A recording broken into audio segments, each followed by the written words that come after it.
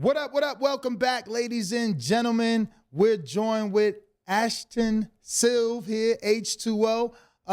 Happy to have you in studio. And I'm going to jump right into it. We were playing our promo. He happens to sponsor the show, but you use his headphones. So how'd the connection between you and Kenichi Bear come about? I think my dad knew of them before me.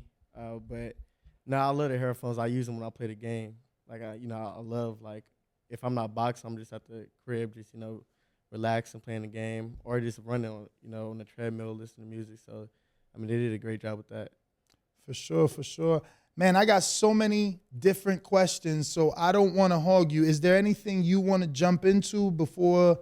Because, he brings so much to the table. I'll let you start it off because... Okay, cool. So before I get into, I guess what everybody knows, which is the biggest thing, that you've been signed to MVP Promotions and Jake Paul, and it's giving you all this exposure. Upon some research, you were signed to someone else or associated with someone else that's just made a major splash, right? Because I've seen that you were posted on Black Prime 3 years ago. So we don't know shit about Black Prime. So we need you guys to tell us everything that happened back in 2019. Look at his face. I told you I had some shit. What's up? So how'd that come about? Are you still with them? What was that? You want to tell? They cool people. They cool people. Yeah, we did some stuff with them. I don't think we was ever signed with them. I never signed anything. But yeah, we was working with them. And my dad he communicate with them like, on a daily basis still till now. So did they get you fights? Well, that's when he was starting off his career. So he was only 16 years old. They was trying to break into the boxing business. They didn't do anything at that time. They came, got some footage. We grew the relationship. But they were learning the boxing business at that time. I think that was 3 years ago. They was learning the boxing business. And at that time, they really couldn't offer what we wanted. But like I said, Dazn, good people. So we kept that relationship open, and it's not far-fetched to say that we won't work with them again. But I see that they're doing big moves. I've talked to him. I talked to Dazn last night. I talked to him like probably every week. Oh wow! Yeah, he's a good guy. He's a good guy. We grew a friendship. Every week though. Yeah, about once a week. Yeah. How many fights left on his MVP contract? That seems to be a lot of talking. Well, we talk personal. Like I said, we grew a friendship. So we talk personal business. He always check on Ashton. So it grew outside of boxing. So as far as you are concerned, Crawford is in good hands? As far as I'm concerned, Crawford's in good hands. Okay. That's good. I don't know the details of their contract, So. No, of course. But because some people want to speculate the fight's not going to happen because the app hasn't had any experience doing big-time promotions. Right. But one thing I can say, Dazn uses all his resources he has more resources in the boxing business now than he did when he approached us. He had none at all. So the last 3 years, he's been biting, grinding, trying to get things done, finding out more about the business. So I think he's in good hands. For what I've noticed, it's the only fight that they have. And I think he threw a few fights.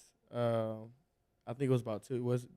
I've seen a few. They've had a few fights. They just weren't on this level. Right. Yeah. This is a huge level. This has been a huge step up. Like they were doing bubble shows. Yeah. Right. Not even club shows. It was like, during COVID, just a studio setup. Yeah, something, I don't know, this little street fighting thing. They did something with street beefs, yes. Yeah, street beefs. I forget the guy's name, the Hispanic one. You remember? Nah, I remember the welterweight, Brian Norman. Okay. He fought on there? Yeah, he fought on Oh, there. I didn't know that. Yeah. I didn't know that. Yeah. Okay. How did that go? I'm gonna be honest, I ain't see the fight on there, but they had his picture on it, so I'm like, all right, he had his last fight on there, so that champ, yeah, I didn't think that. I didn't know about the Black Prime and didn't think that's where you were gonna get started. I wanted to ask you about Anthony Taylor. You guys friends? Yeah. I knew him for a long time. Yeah, Yeah, man. I mean, he's funny. To me, it seemed like y'all friends. You rocking out with him. Yeah, You rocking out with him. Take us back. What happened? Why Dylan Dennis out here acting crazy and starting street fights and shit like that? First he throwing coffee, or what he throw on KSI's face? Was that coffee? I don't know. I just know Anthony got into it. And no questions asked. Yeah. Yo, that's crazy. That video that shit definitely went viral. I know your phone was blowing up. You get a call from management like, yo, chill out. Or no repercussion, no cause, no anything like that. From me, yeah, of course, but I mean that's like almost family, like that's a close friend. So absolutely, it just kind of happened right there. Was there like pre-existing beef? Because I'm gonna be honest with you, even though I watch some MMA, I only know Dylan Dennis from like getting into it with people. I don't really know him. Yeah, I saw like before I even know him. That's what I know him for. Just like in people comments, just talking mess. Like right. Like if I'm scrolling past like Instagram, I just see like him being like the top one talking mess. So that's the only thing I know from him. I never saw like a fight from him. So was there pre-existing beef between Dylan and Anthony? Possibly. Okay. Yeah, possibly. I'm not too sure. Maybe not, because I don't think Dylan probably knew of Anthony, but it was after that. Yo, he got rocked twice. That shit was Speaking of Anthony, that's who's calling right now. He watching the show. He probably watching the show. But yo, also the last fight though, I really was impressed. Good friend of ours did your fight outfit. Where did the inspiration come from?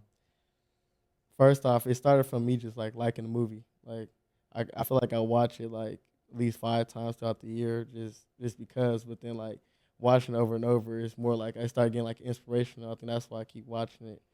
And like the inspiration came from like like the Minions are the ones you would never think of them to do anything like what they did. Like you would just expect probably like Gru or somebody to do something. Mm-hmm. With the the big missions or whatever. But at the end of the day, the Minions come in clutch.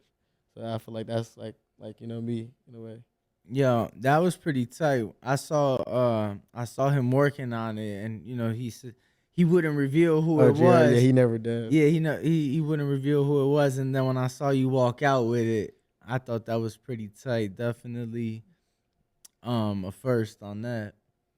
For sure. I was more impressed with the opponent. Obviously, common opponent with Ryan Garcia. Took Ryan Garcia, I believe, 5 rounds. You did it in 1. Did you consider it a step up? And what did you think of the performance? Was it not enough rounds? Would you had hoped to get more, or were you happy not to do any overtime? No, I definitely consider it a step up. I feel like every fight that they that I had that they put in front of me was a step up since my first fight. And I was amazed. Well, not amazed. I kind of felt it coming, like throughout training camp. Like we just kind of pretty much worked hard for it. Like I feel like this is probably one of the hardest training camps I had. And the knockout, that was like after what he said in the back when Ariel came to the back and told me that Braulio was like he wants to little bro me or something like that. So after that, I got like built some steam up in me. So like I kind of felt it like it was going early knockout. So you like you're like some fighters who like to find something to get mad at, or some athletes. Yeah, definitely. Yeah, because like the whole time, like even the face off, like even if they don't do nothing, I kind of just get mad off that. Like if they looking at me too long, that's why I just like I'm like that just makes you mad. Like you want to look at me for this long, then I just like Absolutely. Sure. Now obviously we talk about it all the time. When you got a guy like Braulio who has fought somebody like Ryan, now that's that barometer stick, right? It happened to Keith. Yeah, it happened to Keith because he fought Mario Barrios right after he had fought Tank, and there was talks of Tank moving up to welterweight to fight Keith, and it was like, shit, he stopped him, you didn't. Yeah. Was there any concern, or was that in the back of your mind, knowing that people are gonna talk about who did it better, me or Ryan? Yeah, I definitely figured that because like even when they posted or announced that I was fighting him, like nothing but like in the comments I was getting like that's Ryan's opponent, that's Ryan's opponent. But like I feel like a lot of people believed that I was gonna do a more efficient job than he did, and I mean it came out to be that. So I more so figured myself that even if it went to distance, that I would have put on a greater performance. But like it was never in my mind to like think of just Ryan. It was more so of just like what I want to do and what my team would think of it. Absolutely. Was there other opponents on the table when Braulio's name was brought to you, Coach? No, that they gave us an opponent. We took it right away. So we didn't turn down anything. As soon as they put it on the table, we took it. Yeah, I was supposed to fight him on the MSG card when we were supposed to when I fell out, but and then we just kept the same opponent until then. So we both had like a long training camp. At this point, being 8-0, how often are you looking to fight? I mean, you got 3 fights in this year. Is that about right where you guys want to be right now? We want to be about 4 fights a year, like once every quarter. Okay. You guys got a date yet? We're looking at February. Okay. No location, nothing No like location, that. Nothing like that. In your last fight, you did say that you wanted a bigger test after blowing out, obviously, Rodriguez. What sort of test you looking for? Is there a name? No, it's not a name. I honestly just like let my coaches or my team bring the opponents to the table, but like I just feel like I want a bigger test because I feel like each fight and if I run through them, like it just it makes me feel a certain type of way. Like I'm like okay, like I'm ready for this, and I feel like I'm on that on a different stage.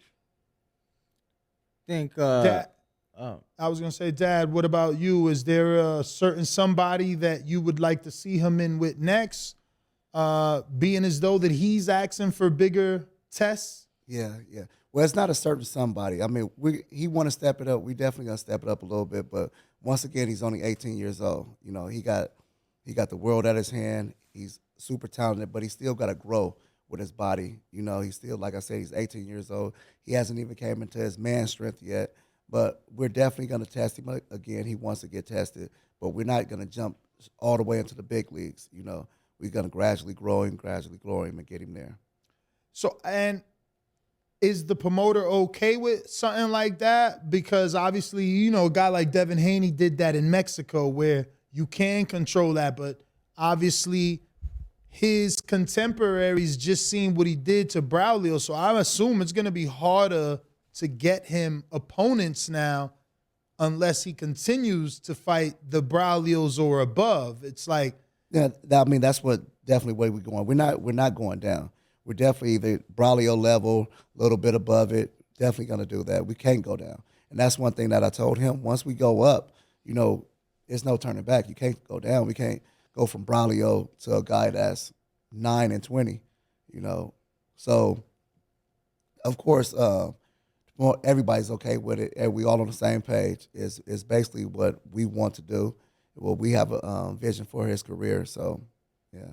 Although nobody gets paid overtime, is there a point where you're like, all right, we got to give him some rounds because I thought this was gonna be it. To be honest, myself, I didn't think he was gonna take him out the first round. I actually thought he was. I want him to get more rounds.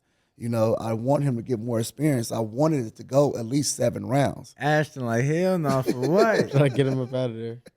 For what? But so that being said, given that you are getting these first round knockouts and getting them out of there quick, do you guys feel that you're getting the rounds in the gym?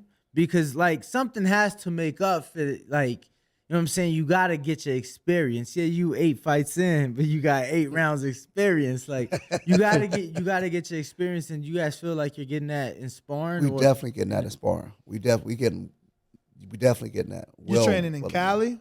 Yes, Long Beach, California, Jackrabbit Boxing. Long Beach, damn. Okay. Yeah. Okay. Is that your own gym or is that? Yeah, that's our gym. Okay. What made you guys open the? I mean, obviously you're fighting, but like most fighters would just go use somebody else's gym. What made you guys open your own? We was actually training at that gym. It was called Long Beach Boxing and Fitness. You know, it was an old rundown gym when we was in there, and the owner at that time couldn't keep up with the bills, so he was going to close down the gym, and we was going to move on to another gym. But long story short, I was in there helping out my son. As I'm helping out my son, I was helping out other boxers, just being me. So when we was gonna just move down the street to another gym, I got a call from one of the boxers. He was like, "Hey, why don't you take over the gym?" I never wanted to take over a gym, so I'm like, "Nah, I don't see no money in that gym. It's raggedy, it's ran down. No, I'm not doing it." And so he was like, "All right, okay, but what about us?" I never thought about that. I'm like, "Oh shoot." So I said, "I'm gonna call you back tomorrow." And that question was buzzing in my head all night because he said, "What about us?" I never thought that I was carrying anybody but my son. So I started thinking about, dang, I did. I'm taking these guys everywhere. They are looking, at me. If it wasn't for me, they'll be out on the streets. So I was like, dang, if I let it close down, they'll be back to gang banging, back to hustling. Little kid Sincere just was wandering around the street. So, that hit my heart. So I end up, fleshing out my savings, agreeing to take over, paying the back rent. And I said, if I'm going to take over this gym, it's got to be profitable. So rebranded it, called it Jackrabbit Boxing, gutted out everything, changed it all up, and that's where we are today. Has it obviously turned over? Has it been profitable? Has it been worth it? It's paying for itself, so it's That's been worth good. it. That's all you got asked for. Yeah, And it gives your son a place to have a home. there you go. Yo, So- it's crazy what comes with having a gym. What Like, comes with having a gym? No, I'm just saying. The Yeah, responsibilities. the responsibilities and Oh, yeah. sometimes the headaches, Yes. the drama. So Pops and Ashton, obviously Jason Velez just got knocked out by my man, what is it, Tito Mercado? But that's a decent name. Or is that not like the route? Like someone coming off a knockout is not the look. Yeah, I mean, that is a decent name, but at the same time, like you just said, someone coming off a knockout, we don't want to, I think I seen the highlights of that, and he didn't even look like he was a worthy opponent after the knockout. I think he's like at the end of his career. So after a knockout like Tito did to him, I don't think we want to pick on Velez, but that would have been a good opponent. So we want a guy that's got a little steam, coming off a little steam to test him, but not after a knockout like that. Somebody be able to provide a little resistance. Yeah. So how the MVP deal come about? Because I'm sure there were more than just Jake Paul after your son, no? Yeah. You want to? Well, you like really Jake called him. Like I was nowhere around, but I know I was supposed to be fighting. They wanted me on the card with I think the Willie too, Paul and Willie too, but there was debating on whether it was gonna be in Texas or Ohio, and I was a 17 and a half at the time, so like I was allowed to fight in Texas or certain states, but then they end up going with Ohio, so I was not able to fight on the card, and so we just kept going, and then I think I fought in February this year. I fought in February this year in Pomona, California. Nikisa came down and watched me fight, and I put on a great performance, crazy knockout. And then after that, I think a week later, Jake ended up calling my dad, like a random call, just called my dad, and where their conversation went from, it went good. He was just complimented me, telling me he wanted to work with me and my team and stuff. And I think probably a week or two later, we got on a Zoom call to just feel each other vibes out, me and Jake, and it was great right there. Then I think a week later we went to Puerto Rico just to hang out with him. So it was really at the beginning, it was just like a bonding type of thing. I don't think we signed anything. No, we haven't signed nothing yet. We were just bonding, seeing how everything goes. I feel like that was one of the best things too, to just actually like like have a connection with your promoter than just signing with them, hoping and not knowing nothing really about them and just going about your day. So I feel like me going out there and just taking my time and bonding with Jake and his team. And I knew a few people like Jalen Love, like I knew Jalen since I started boxing. So since there, I think after that we all made a decision like our whole team is great. They have the same vision as we do, and we just went from there. And after that, we just started planning on fights. And Jake talked about what should I do, like what he advised me to do, like how can you help me out and stuff like that. And we just kind of talked back and forth a bit, and we just kind of here today. How many followers have you gained since your signing with Jake? I think like 500,000. Yeah, I know. Yeah, so. Whoa. I think I started like 106, and then signing with him. I don't think it was just the signing part, because I think I only gained probably like 20,000 just from signing. But but he even said so too. Like he's kind of like a marketing genius himself. He was like like of course they see that that he picked a great prospect, but what really matters is like kind of like them actually seeing me what I'm able to do inside the ring, and that would draw more eyes. So like the announcement, everything started building up. Then after the fight, I feel like it just kind of everything went, the stock went way up. Dad, and how was it for you? And is the mom involved? Who did you confide in? Because obviously Jake Paul is this 24-year-old influencer. He's new to boxing, no boxing background, but some of us believe he could be the savior. Others believe he is a circus act. They don't respect him in general. I respect his business, Right. But how did you come to respect it? Were you quick to make the decision? Who did you confide in? How was that for you? Because, again, this guy's 24 years old. Right. So I only talk to my son, Okay. So it's basically, I give him what I feel, I hear what he has to say. But like he had a lot of different offers. And our biggest Are thing, you okay with telling us the other companies? we're gonna leave that out. But our biggest thing was we had a vision ourselves that we wanted to do. He has his own H20 promotions. He started, and we had a vision itself. So when we talked to Jake, his vision was like coincide with what we was already planning to do. And so, In what way? as far as the pay, fighters getting paid properly, far as everything that Jake speak on, far as getting these these talented prospects more light, far as marketing. I had a problem, well, not a problem, where I looked at it. We started marketing Ashton since he was 8 years old, building his brand. And that's because when I looked over the landscape, I seen no promotion company really market their fighters. They don't really push them. They get them fights, but they don't push them outside of boxing. Right. So Jake was speaking on that with his promotion company. So everything basically aligned. And to top everything off, Ashton's the boss. It's not like Jake is the boss. They're basically partners. I like to say they just signed an agreement. He didn't sign to him. It's more of an agreement. So it's nothing that he's gonna make Ashton do, and he's gonna hold him back from doing. So that was one of the biggest reasons that we signed. It was like anything that he wants that he already had set in place. Jake and Nakisha is just gonna help that come to light. It's not like we have our own separate path for you. This is what we want to do. This is who we want you to fight. So that was like the deciding factor. But that sounds like you want to still be actively trying to find your son opportunities. Meaning? Because you're saying it's not what the path the MVP wants, and instead it could be what Ashton wants.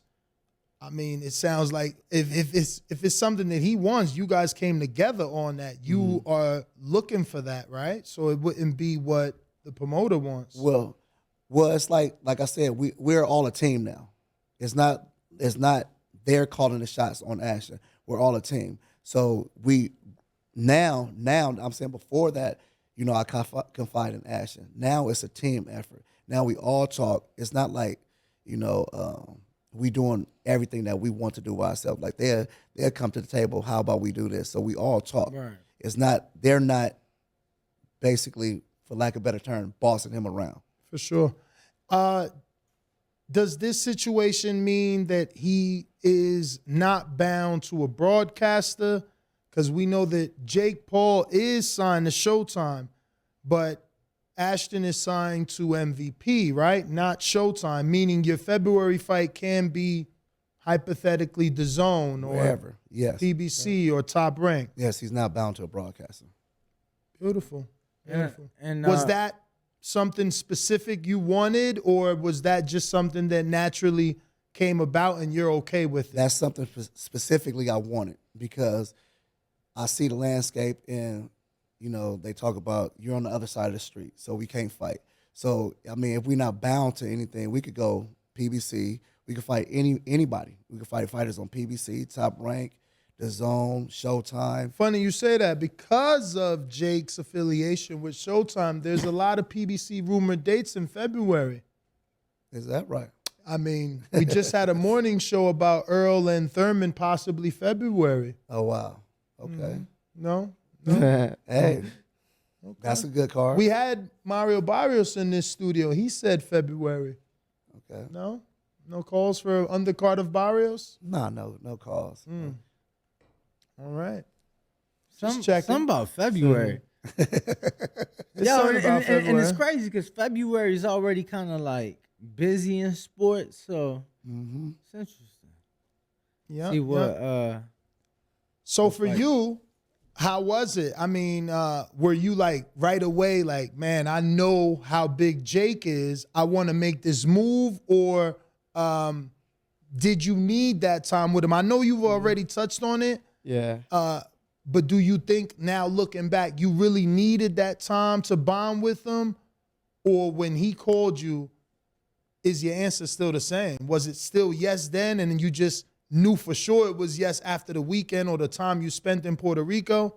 No, I definitely knew I needed the time, just bonding, cause like my dad said, we got offered some, different promoters and companies, and I mean, we just sat back and just kind of let things kind of go how it was, and just it didn't play out the way we thought it would have.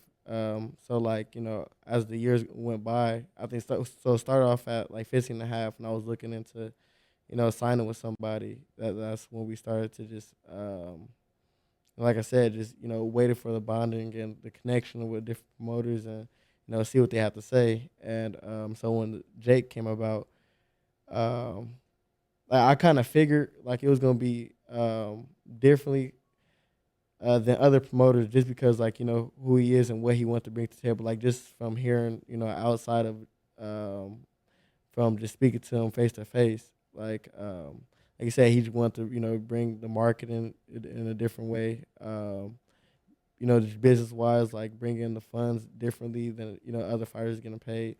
So it was already kind of thinking back on my like, okay, and then he only signed one other fighter. So if I was like the second fighter to be signed, like his focus would be on really just us three or his team.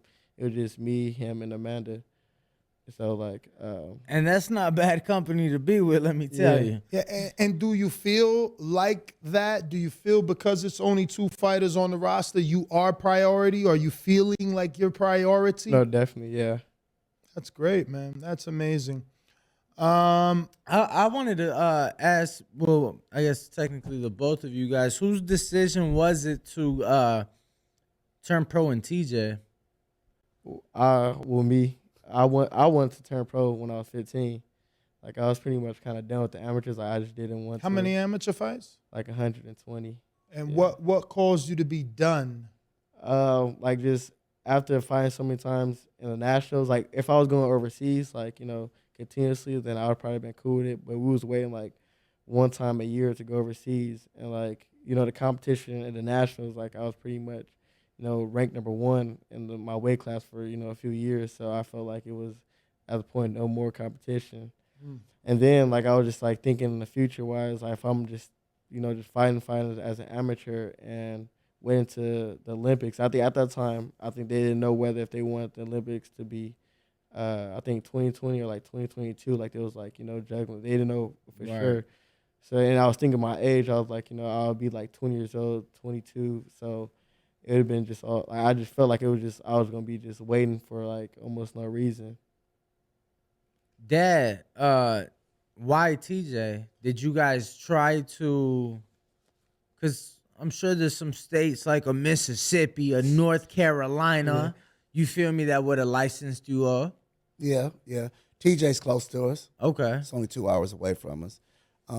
Like he said, Economical. right. He wanted to turn pro at 15. I held him back till he was 16. But like you said, it's economical. It's close to us. Even when we turn pro, if you look at his box rec, even though they don't have the first guy on there, like we wasn't picking bums. You could look at the fights on YouTube. Wait, there's still a fight that's not on your box rec, so you're really 9-0. Yeah, And Jake can't get that fixed. No, I mean it's up to it's on Fight Facts, but it's been a problem with box rec. Box rec, well, that's a whole nother conversation. But that's itself. what I'm saying. With Jake and his connections, he need to post like, yo, they jacking my fighter for a whole win and a knockout. It's going embarrass they ass. Right. I mean, when he speaks on it, he says 9-0. He speaks correctly. But okay, shout out to Jake. Some of these fighters, it was a favor for them because they got upset.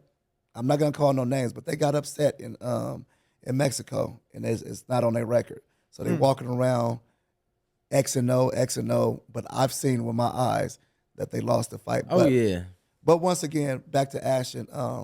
We went to Mexico because it's closer. Good opponents also. We wasn't picking any walkovers because I wanted to know that he was ready for the pros. So everybody that we picked, it was a seasoned guy. Beginning, it was guys with winning records. The first guy that he fought was a guy that was 3-1, 20 years old, 3-1 with 3 knockouts. It's on the internet, but dropped him out 5 times and got him out of there the 4th round. So when was that? So you're saying the very first one is the one that's not on boxing. The very first one is the one that's not on boxing. He didn't turn pro in October. When did he turn pro? It was like August. Yeah.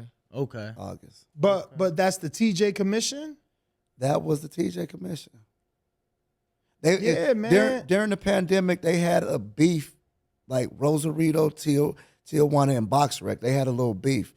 And the COVID happened, and they took the fights to Rosarito. It was the same commission, but BoxRec didn't want to recognize it for whatever reason. I don't know. I want my fight. Man. Right. So. That's crazy. Yeah, it's a lot of weird shit. Good. Damn, I wish I would have known that. We was just in the convention and there was the BoxRec representative, man. And from man, TJ. Yeah, from that specific Mauricio area. Suleiman was trying to help us get it, and they told him no. What? Right. Oh, wow. Yeah. Okay. You probably not getting that then. Yeah, man, I don't know what to tell you. You shit out of luck. Damn, they said no to Mauricio. All right, so somebody wasn't paying attention here. I got a question from the people. Brandon in Houston says, you signed to Black Prime 3 years ago. How was that experience? And when you saw they emerged in partnership with Crawford, what were your thoughts? I guess you didn't answer that second part. So when you seen Black Prime all of a sudden is got Crawford Avanesian for $10 million, what were your thoughts to both of you? It was crazy because I think I saw it before my dad. Like I probably when he posted it, I think it was like 3 minutes in. And I looked and I was like, it was BOK Prime. And the first thing I thought was, my people's. So I was just looking into it, and I looked on their page on BOK Prime, and they didn't post it. So I'm like, okay, maybe it's just another company with the same name. And I guess when I overheard my dad talking about it, I was like, okay, that's cool. Like that they in that world, and it's on a big fight too. Like that's dope to see. Dad, did you know before the announcement? I know before that. Hey, I promised him not to say nothing, so I didn't even tell Ashton. I didn't say nothing to nobody. Damn. I didn't want it to get out. Yeah. That's crazy. So So were you shocked? I guess whenever you found out initially. Yeah, I was shocked when he told me the name. I was blown away. But I'm sure in your conversation he didn't tell you the money. You heard that with the news, Right. So what was that reaction for you to find out that this company you were dealing with once upon a time can now pay Crawford $10 million, plus the opponent is running around saying he got paid very well. We don't know his number, but we heard it's very well, and that they've already deposited like I think half of that. Yeah, it's in escrow. Yeah. I was happy for him. I actually was happy for him. You know, it was nothing selfish, no selfish thoughts. I was actually happy for him. I was happy for Crawford. You know, I don't count other people's pockets. We got New York Bullet that says, "What's good, champ? Who were some of the legendary fighters that inspired you?" Blessings. I grew up watching Floyd. So before I started boxing, I always used to want to be a basketball and football player. So when I got introduced to boxing, it was the first person that stood out to me was Floyd Mayweather. So just watching him growing up, I think I always watched his fights until he retired, and still now, like when he had the Dubai event. But I watched him growing up, but throughout time, I started to, watch other fighters and started to put some of their style into mine. Who are some of the fighters that are currently fighting that you like to watch? All right. So I was Javante. Have you sparred him? No, I was Javante. I like a bit of Ryan style. What was it? Devin Haney, I like some of the stuff he does. Crawford, Errol Spence, Canelo. You haven't sparred none of these guys. No. Dad, do you only do in-house sparring? You don't take them out? No. We sparred a lot of people. It's funny that he haven't sparred them names, but we sparred a lot of people. The opportunities just haven't came about. Ryan's a good friend. It just haven't came about. We never even seen Tank. We've never seen him in the gym. He likes Tank, but we never seen him. How far is Buddy McGirt gym from you guys? Long Beach? I've been trying to get sparring at Buddy. Because we've been trying to get sparring. That's where Tank was at once upon a time. Yeah, but I've been trying to get sparring at Buddy McGirt's gym. But it's about an hour. With Blue Nose? With whoever you have. When I call him, Blue Nose would be a good sparring partner for you. Yeah, I heard that. He get hit a lot, but he put that pressure on. He put Valdez on his ass. Yeah. That's Sat good work. his ass down. Yeah, but he sparred Sean Porter since we in Vegas. Yeah. He sparred Sean Porter. He sparred Leo Santa Cruz. I mean, the list go on and on. He sparred a lot of. How long you guys in town? We leave tonight. Oh, We leave tonight. damn. Yeah, 7:00 tonight we leave. But yeah, he sparred a lot of guys. He been sparring pros since he was 12 years old. Yeah. I asked because I never heard of a fighter from Long Beach. You heard now. Yeah, I know, but that's what I'm saying. That means you got to pay for sparring. Got to get people to drive in there, fly in there. We do now. We pay for sparring now. Yeah, over here it's free $99. Go right to top rank, and you can get everybody, man. Tell you. Nah, you definitely gotta come to Vegas, champ, because I would love to see him with my boy. who? Nah, Sean? Mm-mm. Who? The one that gave your mans all types of trouble. They got a trilogy going on. Poor sparring guys. trilogy? Nah, fighting trilogy. Oh, Top rank paying for this shit. Antoine. So you want Phillips, Jalen Phillips. I want Jalen Phillips. Jalen Who's Phillips. that? So He's nobody's. I mean, he might be special. Let me tell you, Okay. because he's got that Tevin Farmer, B-Hop start. Like, got 2 losses, 2 wins, 1 draw. Nah. But you watching him, He been growing through the ranks. you watching him, like, oh shit, he's getting better. It's here. Yeah. It's here because in the gym, you feel me? He does things to people that he probably that he shouldn't be doing to shouldn't them be guys. doing. Yeah. But under the lights, He don't let his hands go I enough. think it's Yeah, here. it's- That's the it's a difference few with people some like of these that. But that's fighters. why he's good sparring, though. Yeah. That's why he's good sparring. He lets his hands go and sparring. It's under them lights that he might be a little bit hesitant, and that's why he keep ending up in these draws. Man, I was about to say, yo, look at Sticky Fingers. Oh, he don't know. He too old. You know him. Yeah, This guy too old, man. You mean too young? I mean, too young. I got another one from Houston. It said, to any blue chip prospects out there who may be looking to turn pro, can you share with them why trusting Jake and signing the most valuable promotions is the best move they can make? I feel like you just got to go. I mean, some people, just Jake is not for them.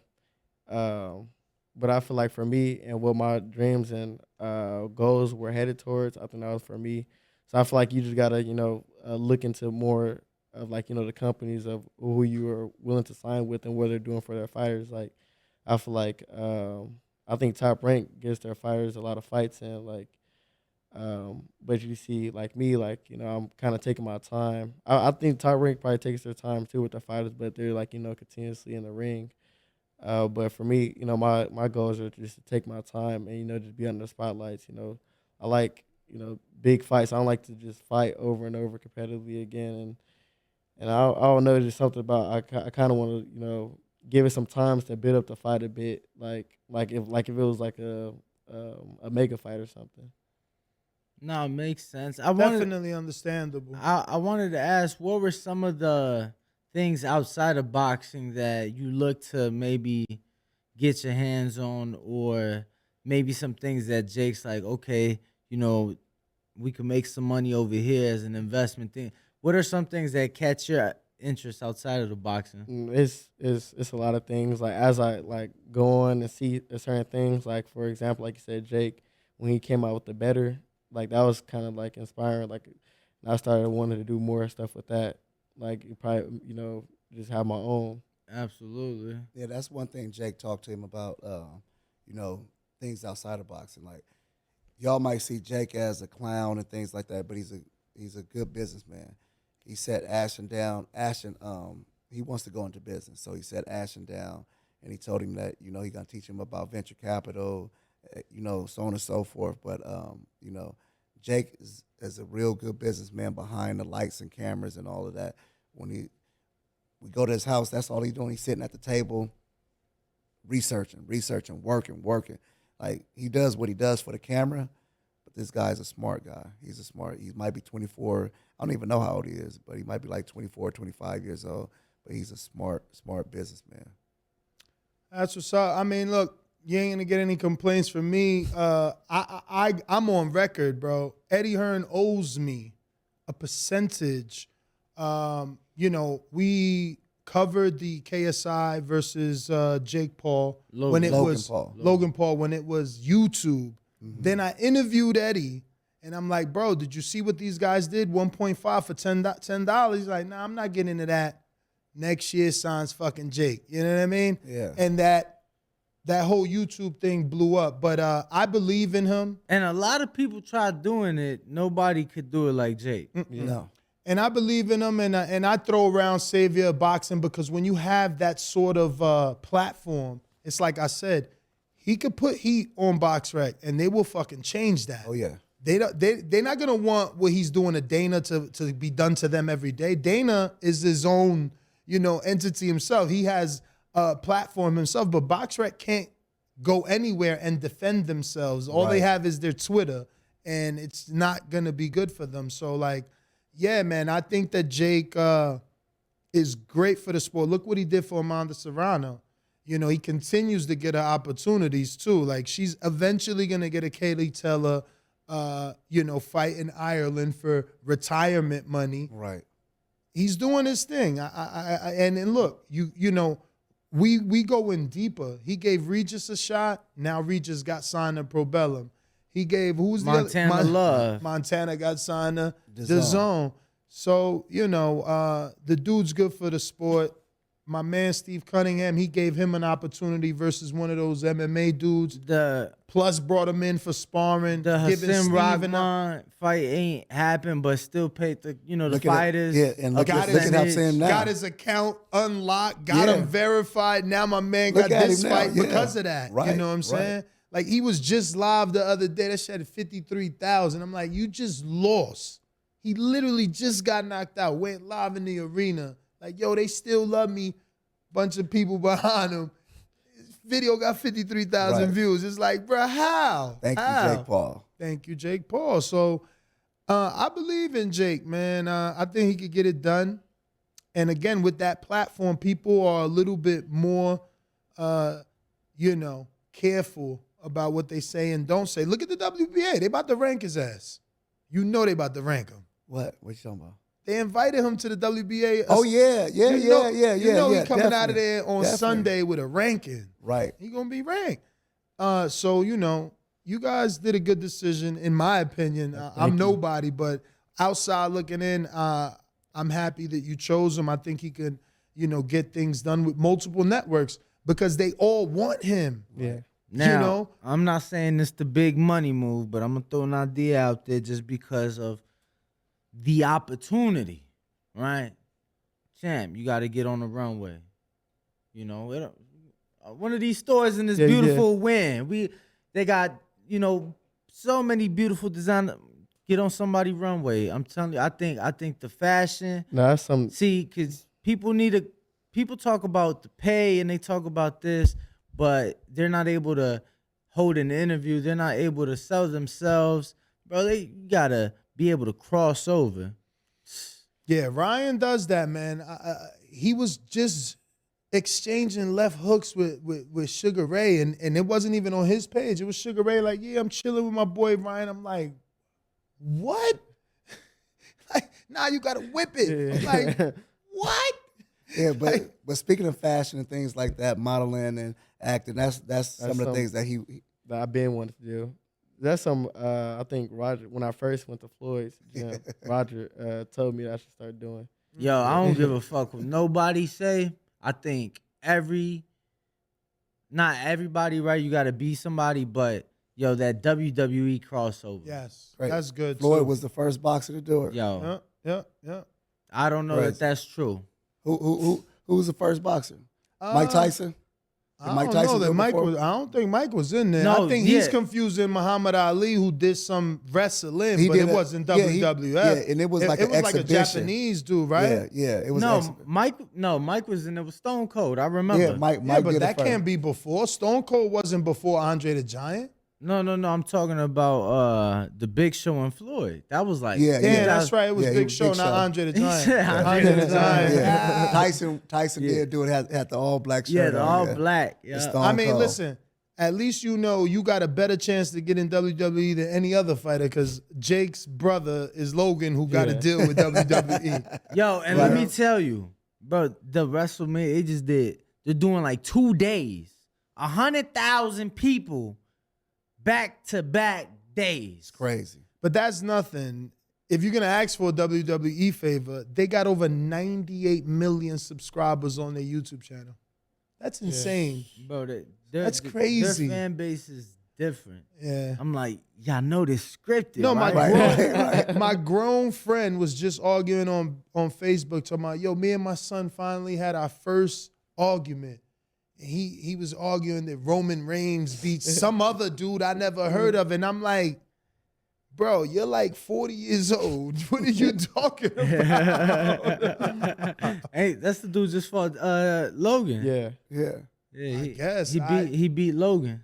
Don't they say you look like Roman Reigns or something like that without hair? Nah. The Strowman dude. I used to be very Braun fat. Strowman. Yeah. I've lost like 70 pounds. So the Strowman dude, Yeah, I know who he is. yeah. I used to get those comparisons. But yeah, that WWE crossover, that fashion crossover, that's what these people need, man, because it's like they want the Floyd money, but why your ass can't get Bieber and Lil Wayne like Floyd did? Right. You right, get what I'm saying? right, It's right. like, bro, I remember seeing a Floyd fight where Floyd in the back warming up, and this was like his Showtime days. So towards the end of his career, when he done already made hand over fist, Justin Bieber back there. Yeah, I remember that. How many followers you got? Oh, yeah? You post a pay-per-view. He had like double whatever Floyd had more. Yo. Yeah, but that wasn't the only ones. Remember, Justin even came out in some of those all accesses. No, Like, he was for hanging sure. with Yeah, Justin. yeah, For sure, but yeah. that's what I'm saying. It's like, yeah, Floyd was making all them millions, but bro, he did what he had to do to be To cross over. To cross over. Absolutely. Floyd is a marketing genius. He's another marketing Plus his genius. relationship with 50, you know, it ended up sour, but you know that Yeah. 50 is a post. He always was a poster. Like he loved to be on social media. So 50, you know, that was good for him. Then 50 entered boxing. But yeah, do you have anything else for Ashton so we can go ahead and take this pick? That's about it for me, champ. Champ, give out your social media for anybody who isn't following you can do so. You can follow me on all platforms at Ashton Sylve H20. And Pops, any social media or you in the cut? I'm in the cut. He in the cut. We're going to go ahead and wrap it up, guys. And we'll catch you tomorrow morning, 6 a.m. Pacific Standard Time, 9 a.m. Eastern. What up, YouTube family? Don't forget to hit that like button. Subscribe to the YouTube channel. Help us get to that 1 million subscribers. We're on the road to 1 million. And obviously, we have other great content on our Patreon channel. So since this video is over, head on over to our Patreon and check out all the exclusive content or right here on our YouTube members.